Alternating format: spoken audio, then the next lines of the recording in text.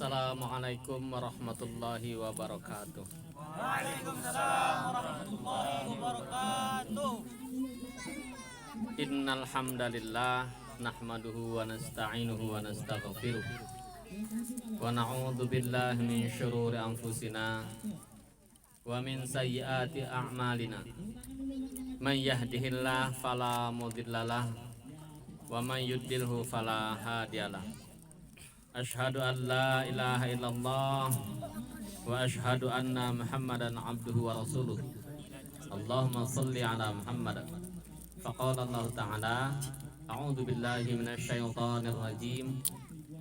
Ya ayyuhalladzina amanu taqullaha haqqa tuqatih wa la tamutunna illa wa antum muslimun. Amma ba'd. Alhamdulillah, bersyukur kita kepada Allah Subhanahu wa taala. Salawat dan salam senantiasa tercurah kepada Rasulullah sallallahu alaihi wasallam beserta seluruh sahabat dan kerabat beliau dan umatnya yang tetap istiqomah hingga yaumil qiyamah. Ini udah kenyang semua ya? Alhamdulillah. Masih ada nasi. Sudah dapat kopi belum semua? Masih ada tuh, masih ada. Silakan ambil. Yang belum dapat kopi, mumpung masih tersedia, saya nggak tahu nih apakah cukup atau enggak. Yang jelas saya ada. Kopinya insya Allah nikmat ya. Masih banyak aktivitas sampai besok insya Allah sesuai dengan yang diamanahkan oleh Amir Suban wilayah Kalbar.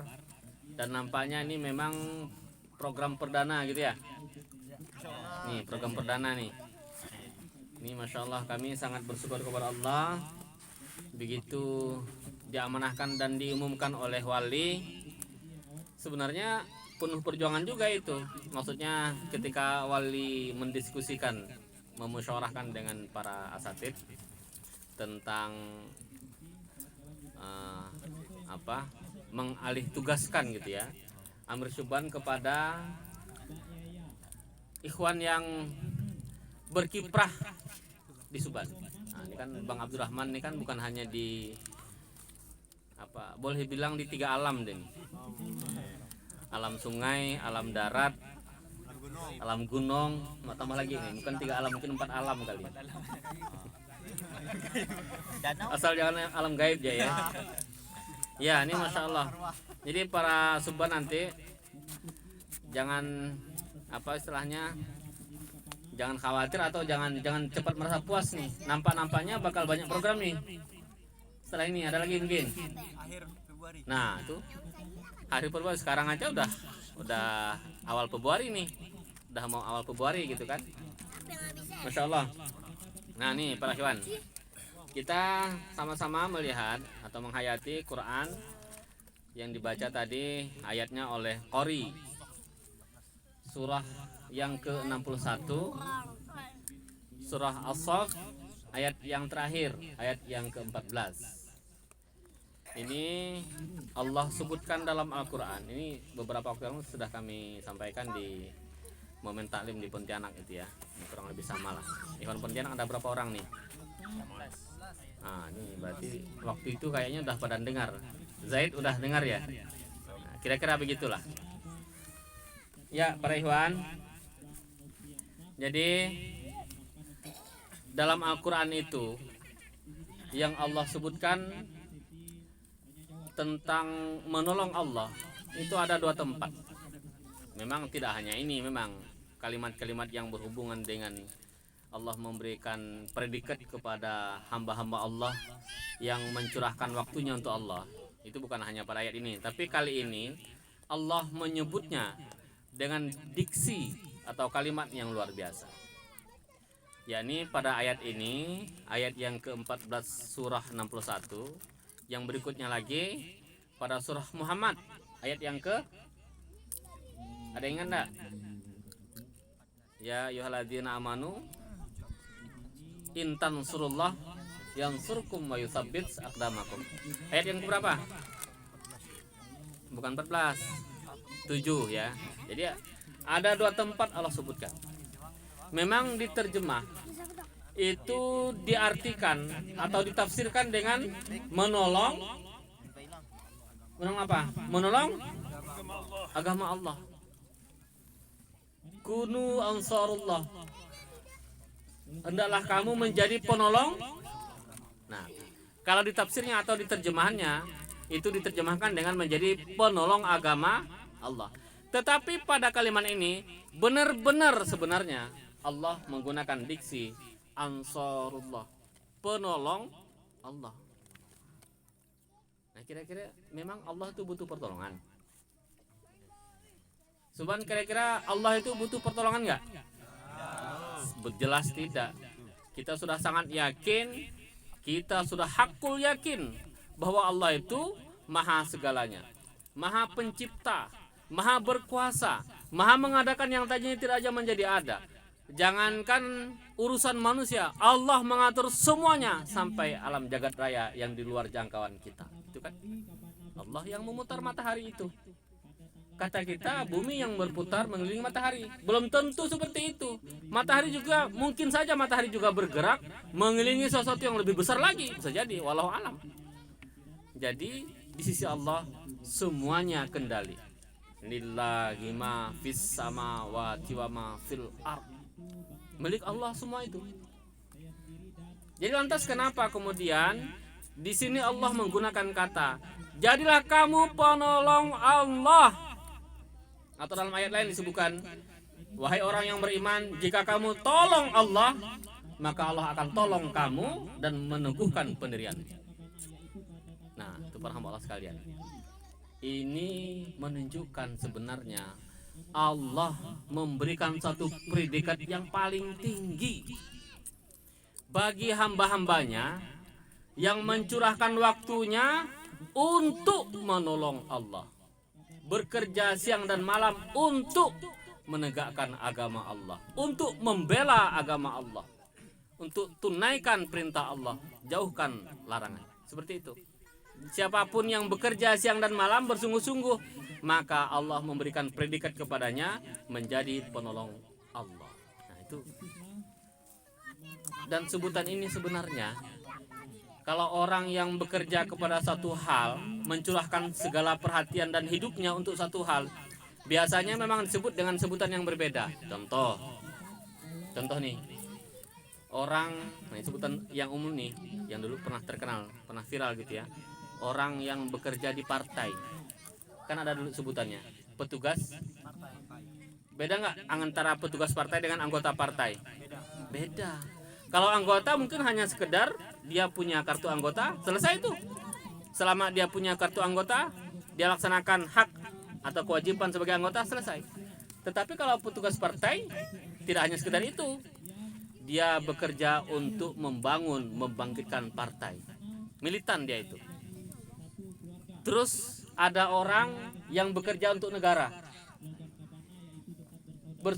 Bukan juga bersumpah sebenarnya, digaji oleh negara dan mencurahkan hidupnya, perhatiannya, pekerjaannya untuk membangun negara. Nah, kalau di kita namanya pegawai negeri, begitu kan? Padahal sebenarnya pegawai negeri itu biasa disebut sebagai abdi negara itu sebenarnya. Ya mau tidak mau disebut seperti itu. Nah, beda nggak antara warga negara sama abdi negara? Beda. Yang pertama kali harus membela negara itu apakah hanya sekedar warga negara atau abdi negara?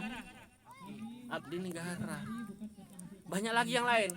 Nah, kalau dulu kita dengar cerita, ada orang-orang yang membangun, mereka itu berjanji setia satu sama lain untuk mencurahkan perhatiannya membangun satu pemahaman tersendiri dalam agama Yahudi gitu ya.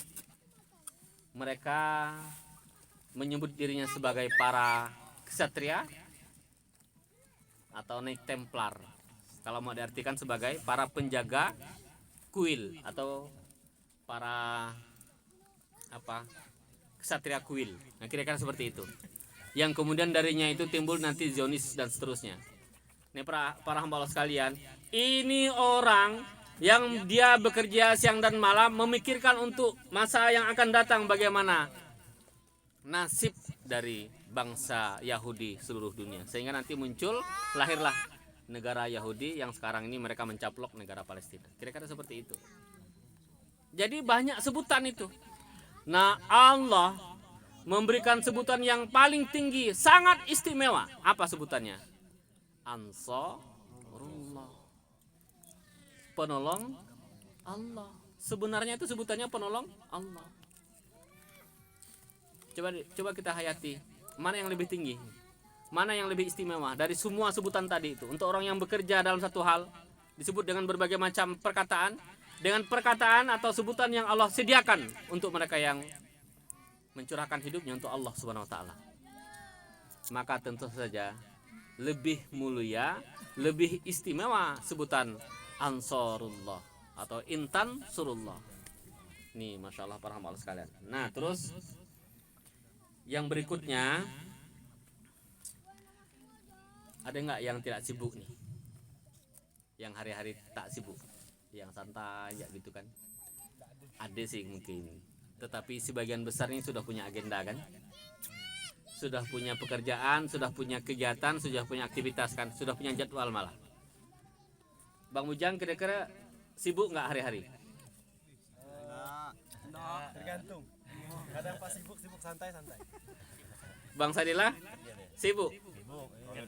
Sibuk terus. Sibuk. Ibnu? Dari kesibukan. Bang Sardi? Sibuk enggak? Kalau diikut-ikut kan sibuk terus. Jadi kita ini sebenarnya bukan kurang kerjaan.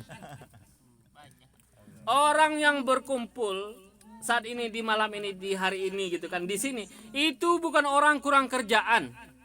Bukan orang yang untuk menghabiskan waktu berkumpul di sini, bukan. Ini orang-orang yang diutus oleh naib dengan undangan dari majelis suban yang di situ ada amanah dari waliul imam. Ini para ikhwan yang hadir ke sini ini atas dasar amanah. Kalau sudah amanah, maka sesibuk apapun bagi orang yang diberikan amanah, kalau kita kembalikan kepada Allah, maka kalimatnya adalah sami'na wa ata'na. Ya saya juga kalau mau dihitung-hitung ya tetap sibuk. Nggak ada apa istilahnya, kalau mau dihitung-hitung itu nggak berhenti kegiatan itu. Saya bukan kemarin tadi pagi ngomong sama Pak Rianto, sama Iwan juga di sana. Habis subuh saya bilang, Pak Rianto orang sibuk nggak? Sibuk banget. Tanya lagi Iwan yang lain, sibuk nggak? Sibuk. Terus saya bilang, apa nih kita kurang kerjaan? Ngumpul-ngumpul gini. Bukan kurang kerjaan.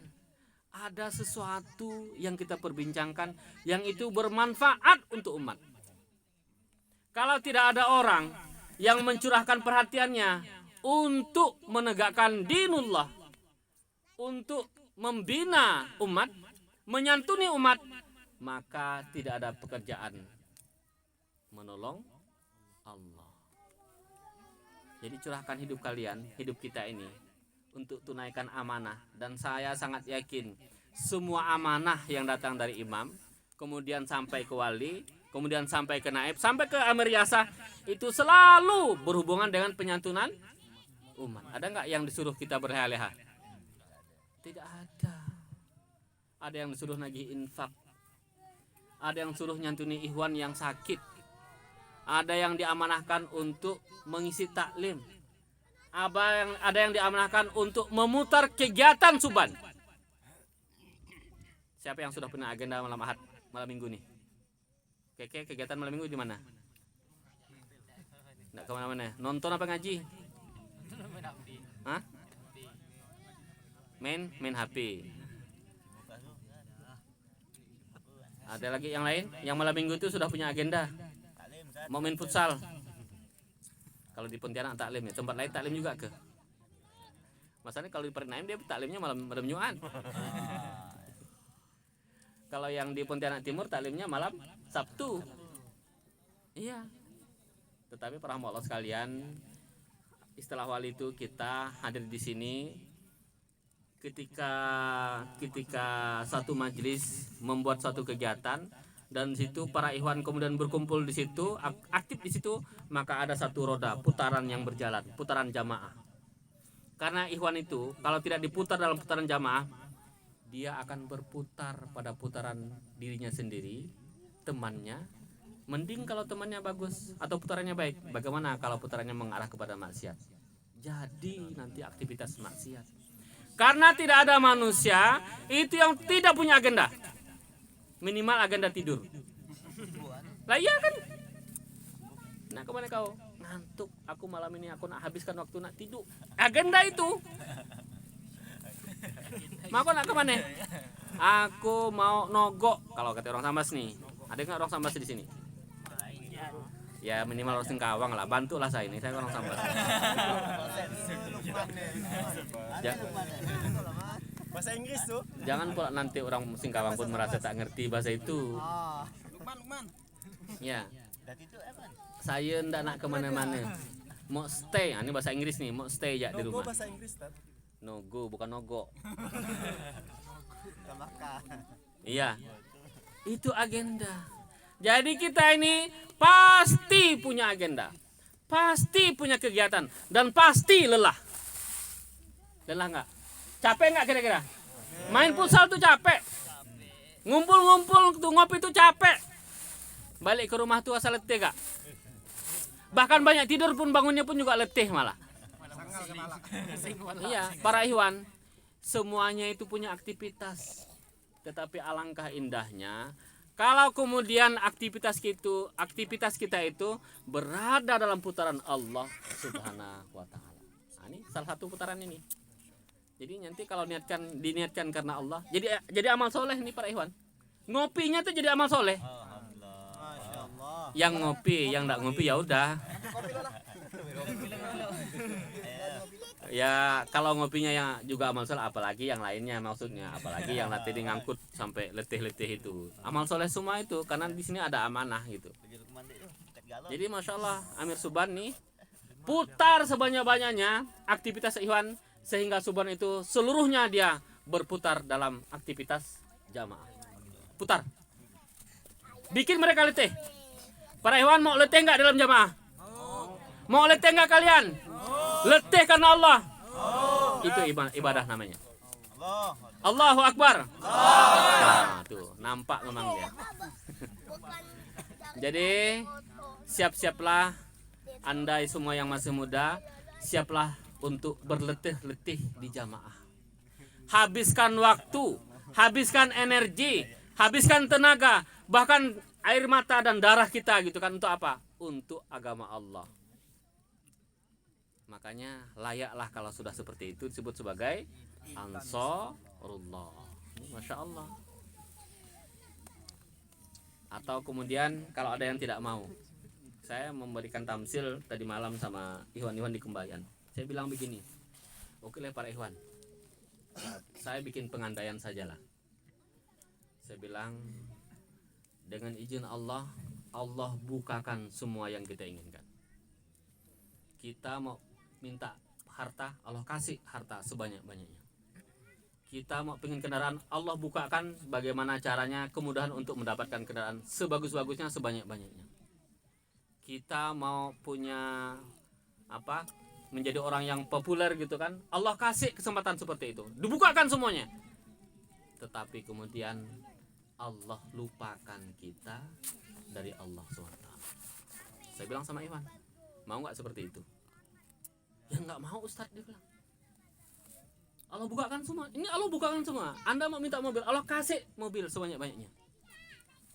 Allah kasih rumah yang paling bagus. Allah kasih istri yang paling cantik. Allah jadikan Anda itu terkenal, semua orang mengenal.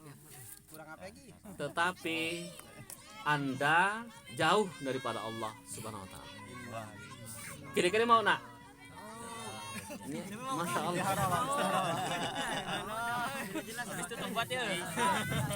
Dia itu bilang mau tuh dikasihnya tapi bagian mobil mau, tapi ya tetap taklim lah Ustaz. Ini kan pengandaian. Ini para ikhwan, karena ada orang seperti itu.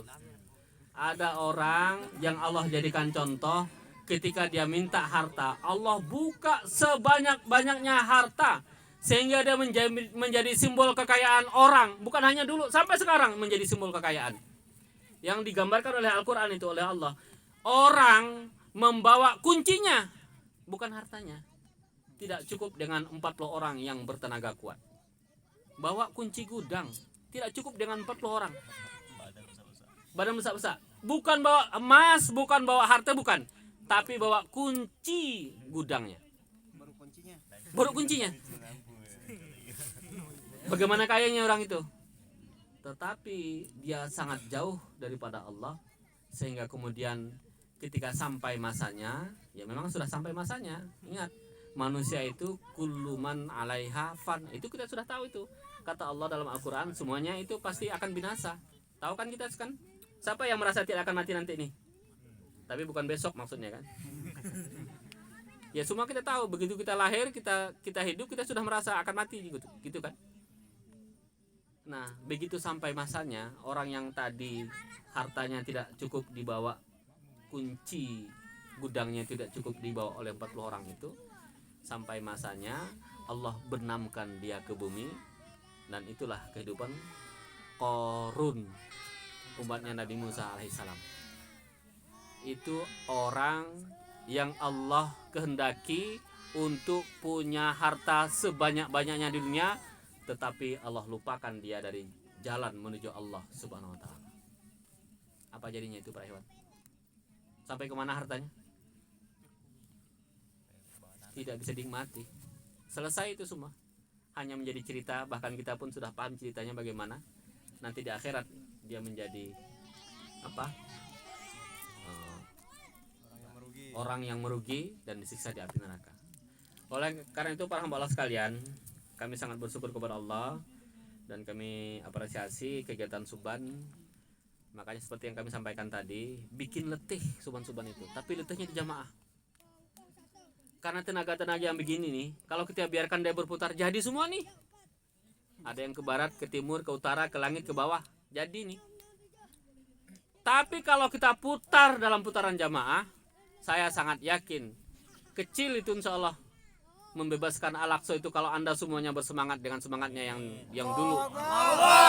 Al-Aqsa hakuna. Kurang semangat. Al-Aqsa hakuna. Salah, bukan begitu. Al-Aqsa hakuna. Saya tuh ngasih tantangan tuh sebenarnya, ternyata komandonya salah pun tetap diikuti ya, enggak apa-apa. Saking semangatnya. Atau memang udah lupa katanya. Harusnya diam. Ya. Para hamba Allah, para ikhwan yang dimuliakan Allah.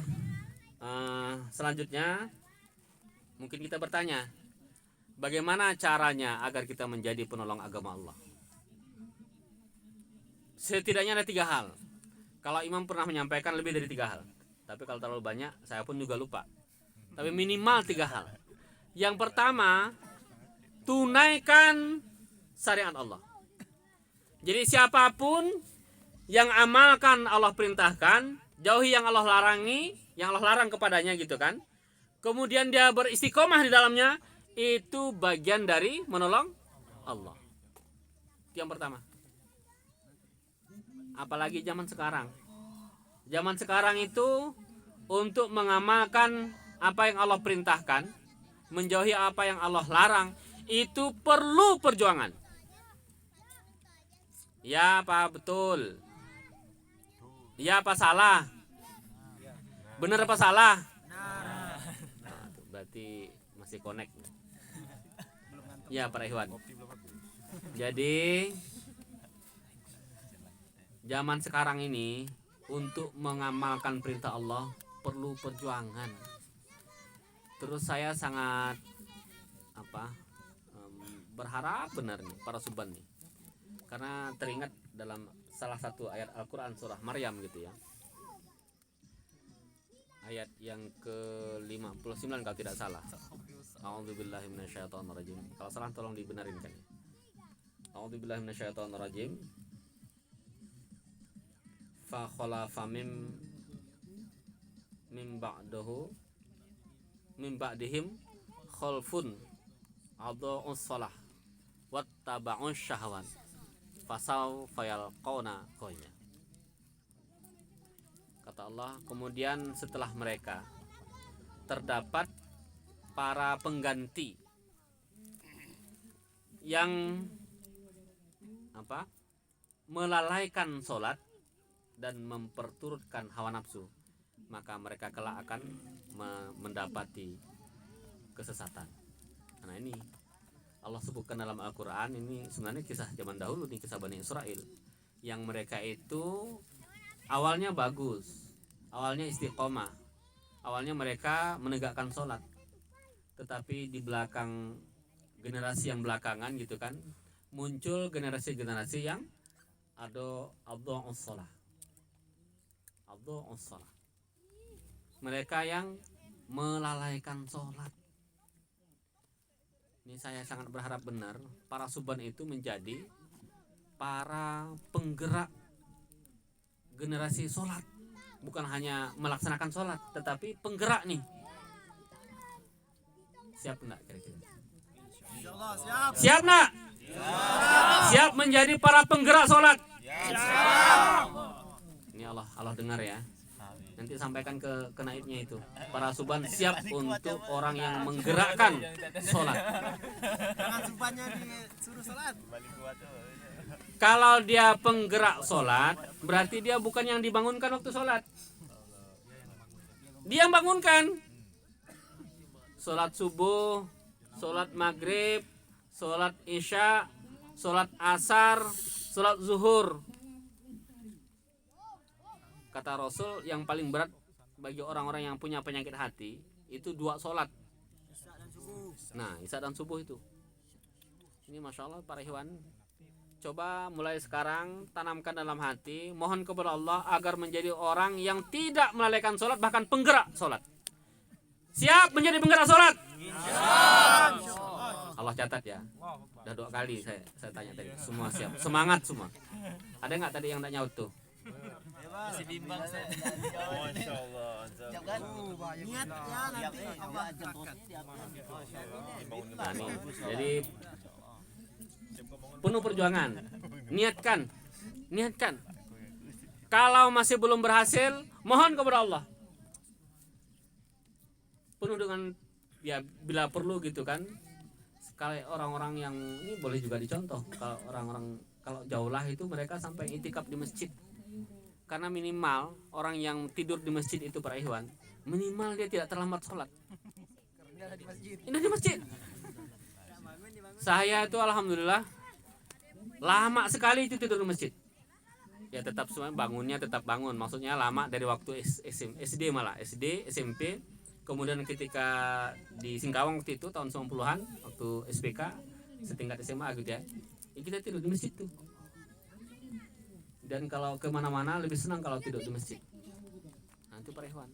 Minimal seperti itu. Kalau pengen menjadi budaya mudah untuk sholat, bangun sholat subuh terutama nih ya, itu coba tidur di masjid. Kalau ingin menjadi kebiasaan itu, kebiasaan seseorang itu biasanya timbul tuh 14 hari, 2 minggu tuh sudah menjadi kebiasaan. Nah minimal mungkin kita 1 hari, 2 hari, 3 hari dan seterusnya. Ini para Amir Suban nanti bisa diprogramkan tuh. Karena saya melihat, nih mohon maaf nih Suban, saya melihat orang-orang di kalangan kita itu yang disiplin benar sholatnya itu bukan para pemuda. Ya apa tidak? Iya, Betul kan? Coba lihat yang di sub pertama, sub kedua. Jarang Suban itu. Syukur-syukur Suban tuh masih di sub. Jangan-jangan dia tidak sub, masih dibantal lah, na'udzubillah.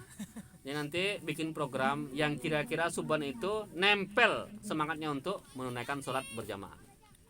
Itu. Jadi mengamalkan syariat, banyak sekali syariat Allah ya. Terus yang kedua, yakni mendakwahkan Islam. Ini bagian dari menolong Allah. Jadi kita dakwahkan Islam, dakwahkan kebaikan, seru manusia untuk berbuat baik, cegah mereka dari perbuatan mungkar. Ta'muruna bil ma'ruf wa tanhauna 'anil munkar. Ma'ruf itu adalah kebaikan yang dikenal. Yang disebut dengan ma'ruf itu kebaikan yang semua orang tahu bahwa itu baik. Contoh apa kira-kira? Perbuatan ma'ruf. Makanya dalam Islam itu dakwah yang pertama itu dakwah untuk menyuruhkan kebaikan. Ta'muruna bil ma'ruf. wa tanhauna 'anil munkar. Itu dakwah untuk menyerukan kepada manusia bahwa itu tuh baik gitu. Yang disebut dengan ma'ruf, perbuatan yang dikenal kebaikannya oleh semua kalangan. Jangankan orang Islam, orang kafir pun tahu bahwa itu baik. Contoh, orang membantu orang miskin. Membantu orang miskin, orang yang pelit pun tahu dia, bagus itu perbuatan, padahal dia pelit. Gitu kan? Nah, itu tuh ma'ruf tuh. Berbakti kepada kedua orang tua, amal jariah, ikut dalam kegiatan sosial, itu perbuatan ma'ruf. Hendaknya para suban terdepan dalam hal ini. Makanya saya sangat suka kalau ada kegiatan bakti sosial, karena itu bagian dari perbuatan ma'ruf, menyuruh kepada perbuatan ma'ruf, ta'murun bil ma'ruf. Tetapi bukan hanya perbuatan ini yang kita sebarkan. Kalau kita hanya menyebarkan perbuatan ma'ruf, para ikhwan, nanti kita tidak sampai pada hal kebaikan yang lebih tinggi derajatnya. Apa itu? Yang disebut sebagai khair. Itu baik di sisi Allah. Jadi bukan hanya perbuatan ma'ruf, tetapi kebaikan yang meningkat lagi. Nah, oleh karena itu para hamba Allah sekalian, orang yang mendakwahkan al-Islam itu dimulai dari perbuatan ma'ruf. Cara mendakwahkan Islam itu dimulai dari perbuatan ma'ruf, karena Islam itu pasti memerintahkan terhadap perbuatan ma'ruf. Itu pasti. Agama yang betul-betul konsen untuk memerintahkan perbuatan ma'ruf itu adalah Islam. Setelah itu ditingkatkan dengan kebaikan yang lebih tinggi lagi. Menyembah Allah, mencegah kepada kesyirikan, menunaikan syariat Allah, tegakkan kalimatullah di muka bumi. Sampai ke situ. Nah, kalau kita sudah di jamaah itu lebih simple. Karena kalau kita belum berintu berjamaah itu satu-satu kita dakwakannya kan. Coba kita juga harus menyuruh orang untuk membayar zakat, menyuruh orang untuk apalagi yang punya harta untuk melaksanakan haji gitu kan, atau zakat. Kalau mereka yang sudah sampai nisab ya, tadi zakat lagi ya. Kalau mereka yang muslimat maka harus menutup aurat dan seterusnya. Tetapi kalau kita di jamaah, para hamba sekalian, sebenarnya semuanya itu cukup dengan satu perintah, talzamu jama'atal muslimina wa imamahum. Karena kalau orang sudah berhimpun di jamaah itu sudah satu paket. Semua paket syariat ada dalam hidup berjamaah. Maka simple, dakwah berjamaah itu simple. Itu sama dengan udkhulu fisilmi kafah, masuk ke dalam Islam secara keseluruhan. Dari level pertama, dari syariat yang bersifat individu gitu kan, sampai syariat yang bersifat jama'i. Seperti itu. Ya, jadi mendakwahkan al-Islam. Terus yang terakhir yang dimaksud dengan menolong Allah itu adalah membela agama Allah. Nah, kita tidak boleh cuek dengan sesuatu atau seseorang yang mencela agama Allah. Harus marah. Makanya marahnya Rasul itu kalau ada orang menghina agama Allah. Kalau ada orang itu menghina Allah, Rasul marah. Tapi kalau masih pribadi Rasul, beliau tidak marah. Masih pribadinya nih, pribadi Muhammad nih. Kalau ada orang, beliau lagi berjalan, ada orang Yahudi meludah beliau, tidak marah Rasul. Malah dilap, dibersihkan, dia lewat lagi Rasul besok. Berkali-kali beliau melewati jalan tersebut. Satu ketika beliau lewat, kok nggak ada orang meludah nih? Kata Rasul, mana orang yang meludah? Biasanya di sini saya diludahin nih sama orang. Rasul cari, akhirnya Rasul penasaran, tanya sama orang sekitar. Kata orang sekitar dia lagi sakit. Ternyata para hamba Allah sekalian, orang pertama yang menjenguk yang meludah beliau ini adalah Rasul yang diludahi itu. Sehingga kemudian menurut tarikh, orang yang meludah itu masuk Islam karena tersentuh dengan akhlaknya Rasul Sallallahu Alaihi Wasallam. Ini masya Allah. Nah, tapi kalau sesuatu yang berhubungan dengan mencela dinullah para hamba Allah sekalian, maka kita harus marah. Disinilah posisi kita untuk membela agama Allah. Nah, lagi-lagi di jamaah tidak boleh berbuat masing-masing. Harus ada komando. Siapa komandonya? Ya intinya amir. Kalau imam nanti mengamanahkan kepada amir yang di bawahnya. Kalau di Suban nih minimal penggeraknya itu adalah amir Suban. Atau Suban yang berada di niabah masing-masing itu nginduknya kepada amir sempat masing-masing. Begitu. Jangan nanti tiba-tiba bawa bom molotov. Jangan. Tidak boleh. Kalau kita melihat sesuatu yang mencela agama Allah, mencela Rasul, marah kita, ya marah. Tetapi responnya, tindakannya harus sesuai dengan komando dari ulil amri, dari amir. Seperti itu. Tidak boleh berbuat sendiri-sendiri.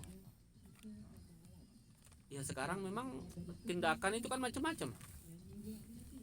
Siapa yang suka langsung mengeser?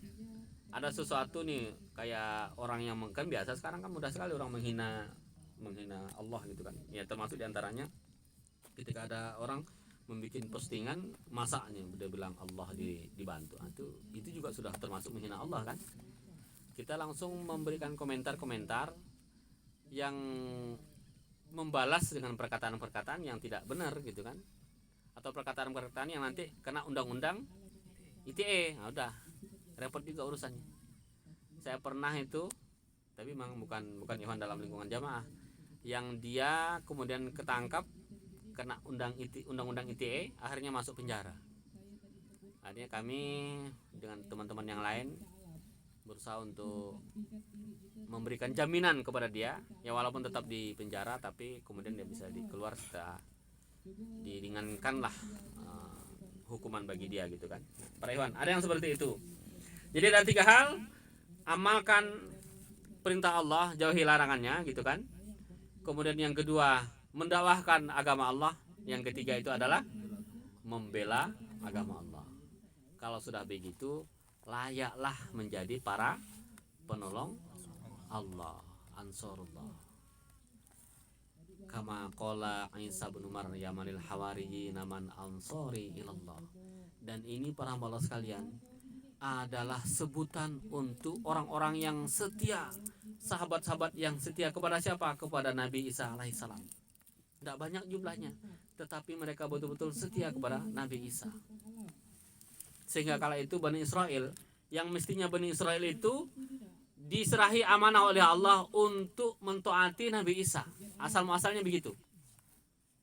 Tapi ternyata para ikhwan, apa kira-kira salah satu penyebab Bani Israel itu tidak mengakui Nabi Isa? Padahal ini Nabi Isa ini dari kalangan Bani Israel juga.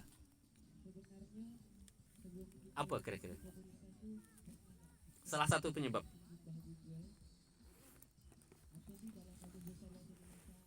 Salah satu sebab Bani Israel itu kira-kira mereka menerima nggak sih kedatangan Nabi Isa itu? Menerima? Benar. Siapa yang membuat lontaran bahwa dia anak zina? Bani Israel. Berarti dia menerima nggak? Siapa yang kemudian bersekongkol untuk membunuh beliau? Memang orang-orang Romawi kala itu. Tetapi sebenarnya Bani Israel, orang-orang Yahudi, salah satu sebab, ingat ada perbedaan antara sebutan Nabi dan Rasul. Apa perbedaan antara Nabi dan Rasul, para ikhwan? Kalau Nabi itu tingkat lokal lah. Kayak sinyal aja ada lokal interlokal. Jadi kalau Nabi itu untuk dirinya Dan kaumnya. dan keluarganya, kalau Rasul itu untuk dirinya dan untuk umatnya. Sampai Ada lagi yang lain? kalau Nabi untuk dirinya sendiri, kalau Rasul untuk dirinya dan umatnya. Ada tambahan? Rasul itu dia membawa risalah. Memang betul dia untuk umatnya. Tetapi ada juga nabi yang diutus untuk umatnya juga. Tetapi nabi itu tidak membawa risalah. Sama. Nah ini kenapa Bani Israel tidak suka dengan Nabi Isa? Karena Nabi Isa membawa risalah baru. Ada hal-hal tertentu yang diperbaharui oleh Nabi Isa. Tak suka Bani Israel. Setelah Nabi Musa ada lagi pembaruan. Iya. Iya kan ada perjanjian lama, ada perjanjian baru. Old Testament sama New Testament. Karena memang ada pembaruan yang Allah turunkan syariat baru kepada Nabi Isa sehingga dia disebut sebagai Rasulullah alaihi salam, bukan sallallahu salam ya. Rasulullah alaihi salam. Rasul Allah ini. Dia membawa risalah baru diturunkan kepada Bani Israel, ternyata Bani Israel menolak karena banyak yang di-upgrade lagi oleh Allah kepada mereka. Padahal apa salahnya Allah yang memerintahkan kok. Enggak masalah. Allah yang perintahkan. Harusnya kalau Bani Israel itu, kalau dia benar-benar hamba Allah, menyembah Allah, tinggal ditanya, benar nih Nabi? Benar, ya udah. Dari Allah kok. Kalau Allah kehendaki untuk membuat syariat yang lebih baru dari terdahulu, ya udah nggak masalah. Masa Rasulullah nggak yang diperbaharui Pak Iwan? Rasulullah Muhammad SAW ada nggak yang diperbaharui? Ya banyak banget. Satu ketika Rasul ini lagi sholat. Sholatnya biasanya Rasul sholatnya menghadap kemana? Di awal-awal Baitul Maqdis. Baitul Maqdis itu kalau dari Mekah dia menghadapnya ke utara apa ke selatan ya? Ke utara ya? Utara dulu apa ke arah selatan? Ke utara ya?